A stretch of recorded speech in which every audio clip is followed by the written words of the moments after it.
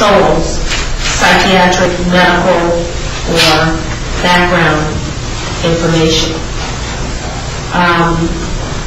Apparently this happened prior to the case being assigned to this court.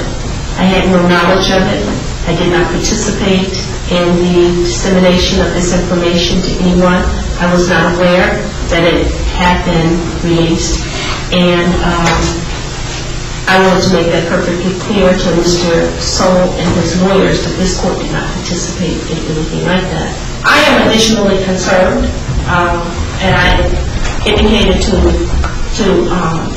counsel for Mr. Barr about the story that was printed this morning, which was basically a smear story directed at this court, probably and obviously intended to intimidate this court so that the court could not proceed in a judicial manner in handling this matter.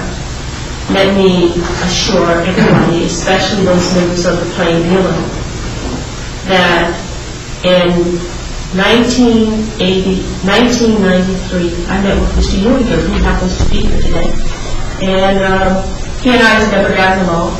We've never ever had a good relationship. In 2000, I appeared at an endorsement proceeding with the plain dealer where I was almost physically attacked by Mr. Ewing, and that Brent Larkin had to separate us.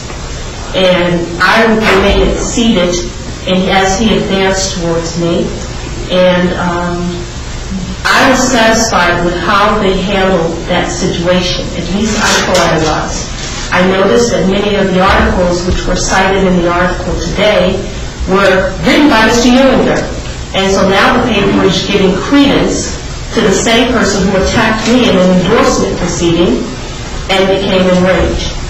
I don't want those situations to bear on Mr. Sowell receiving a fair trial. It is this court's intention to proceed in a fair and unbiased way with the trial for Mr. Sowell. If the plaintiff has issues, that's fine. Perhaps we can deal with that in terms of their ability to cover this case. But I wanted to assure counsel and Mr. Sowell that I have not engaged in that conduct. I have not sought those kind of issues. I have not viewed his psychiatric report. I have not viewed his medical report. And I have not viewed his background information.